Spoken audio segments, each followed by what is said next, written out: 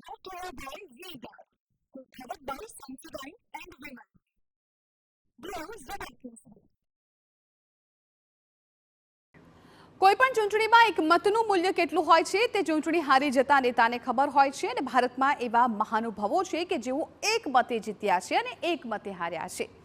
એક મત સત્તા બદલી શકે છે એટલે મારા એક મતથી શું ફરક પડે છે તેવું માનવું એ ભૂલ ભરેલું છે. એક મતમાં પણ તાકાત રહેલી છે તેનું જીવંત ઉદાહરણ ગીર સોમનાથમાં જોવા મળ્યું.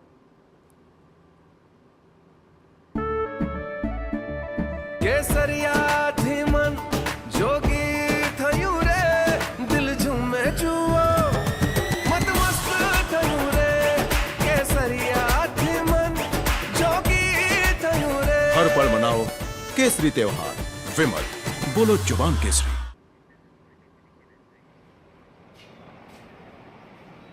રાજ્યમાં લોકસભાની ચૂંટણીનું મતદાન શાંતિપૂર્ણ રીતે પૂર્ણ થયું, પરંતુ ક્યાંક ગત લોકસભા કરતાં ઓછું મતદાન થયું હોવું તેવું બન્યું.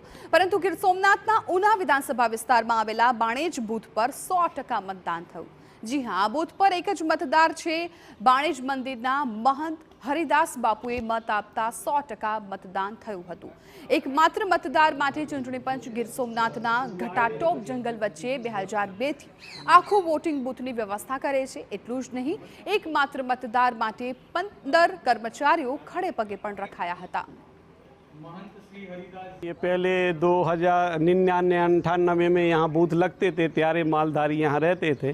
वो मालधारी सब चले गए और ये जो महान मेरे गुरु भाई भरतदास जी रहते थे वो एक ही थे पुजारी, उनका वोट उनके लिए लगता था.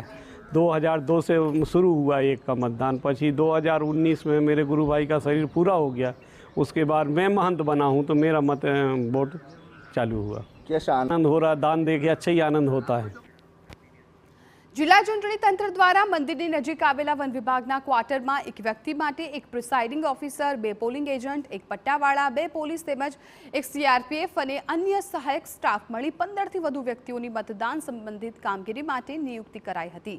ગીર જંગલ વચ્ચે આવેલા બાણેજ બૂથમાં મહંત હરિદાસજીએ પોતાના મતાધિકારનો ઉપયોગ કર્યો હતો અને ચૂંટણી પંચનો આભાર વ્યક્ત કર્યો હતો.